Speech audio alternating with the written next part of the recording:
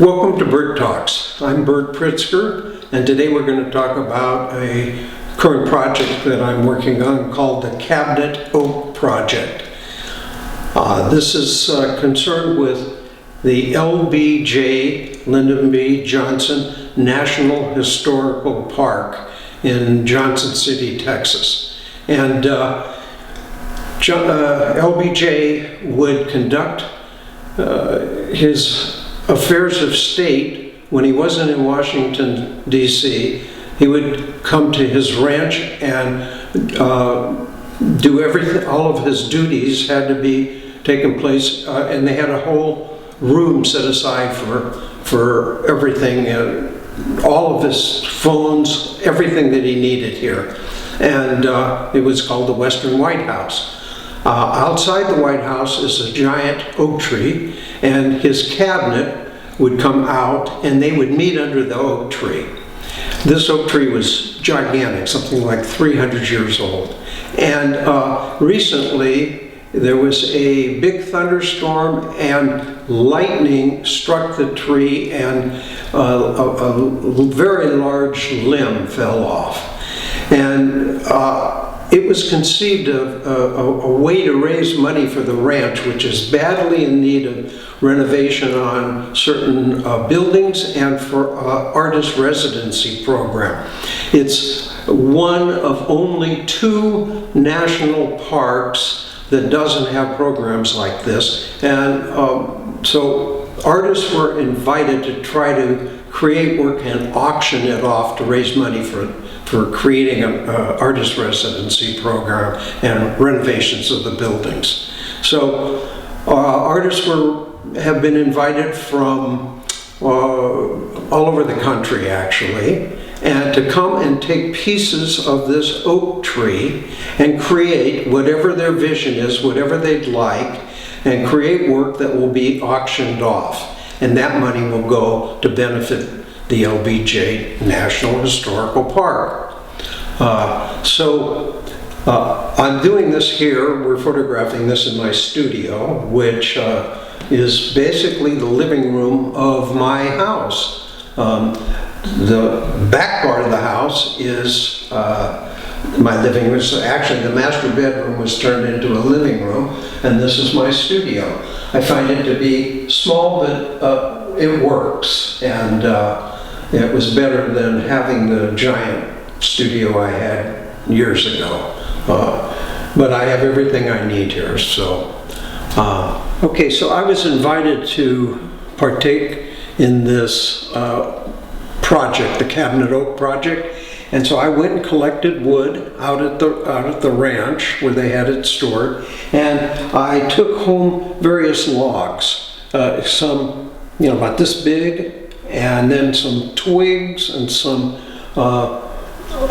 little pieces over here, and I have some idea of what I might do, and some of it involves maybe running these things through a printing press and making not photography but prints.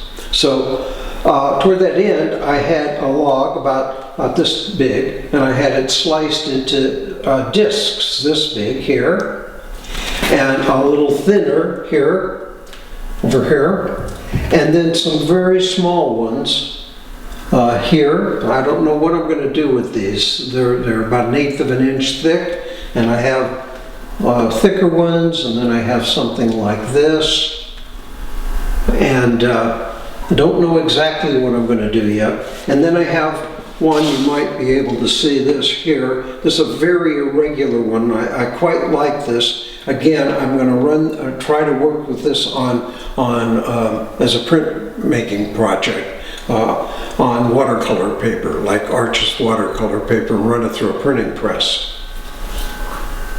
All right, so over here on the left here is some of the smaller logs that I got. In fact, this one here, I cut some of these discs out, the small ones I showed you.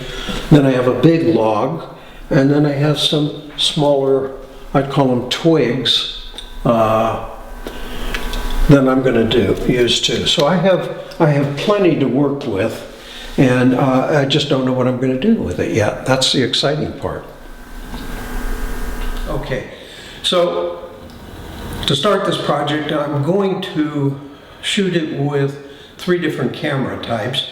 The 4x5 here, a large view camera with a 4x5 inch negative. I'm going to shoot it with a Hasselblad, medium format, and 35 millimeter. So this camera is not the normal camera everybody uses. You have to get under a focusing cloth to focus it and everything. That's already been set up. And this is the setup I have here. Meter reading, this is my light meter. I'm going to take a meter reading of the highs. There's 2 of them in here. They're very close to the same. And then the darks, where I want some shadow detail, and I did that. And so from that I can set my meter reading and figure out how we're going to expose this. I'm going to focus. So to do that, I have to get under this dark cloth and focus it. I got a loop because I'm going to put the loop on the ground glass to focus it, and I'll show you that later. So I'm in here. I can see the image now. It's upside down, and I got to move my bellows back a little bit and forth. Okay, that's in focus. Yes. Okay, that's good. So we're set. And I'm going to take a photograph, close the lens, cock the shutter, and put in my film. Now, film holder with the film on this side, emulsion side out, and we'll place this in here. And we pull out the dark slide, which now exposes the film in the bellows here. And we're done. Put the film, hold the dark slide back in. And if I want, I can take another one by turning it over, doing the same process. Okay, so now we're going to, I'm going to shoot it, another setup here with a Hasselblad, and quite a different, it's in silhouette. I got a light table set up underneath there and just have this area here exposed, and that looks good. I already set this up and I know the exposure, so I'll take it. Okay, so these are the 3 formats of film that I've been shooting. So this is a 4x5 that went in the large view camera. This is medium format that's shot in the Hasselblad, and this is a 35 millimeter negative like most people have. It's a 35 millimeter camera. So you can see the huge difference in size, but to me, they all have a different quality. It's less grain, the bigger the negative. But there's also a more even, continuous tone in the film as it gets bigger.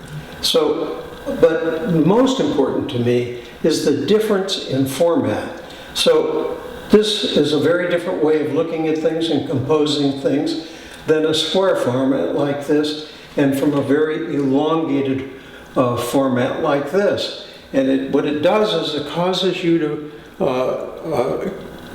compose differently because it's a different size frame. That's very important to me. It changes everything about the way you see things. And not only that, this is a very fast way of shooting, almost like a sketch, quick sketch, very quick way of shooting, especially if it's digital. But even this, it's much faster in film than it is than this. This takes more time to compose, and this one takes a lot of time. So what it does is, the bigger the negative gets, the slower the process, and it makes you preconceive and compose in your head before you waste a lot of time and film. So it's very important.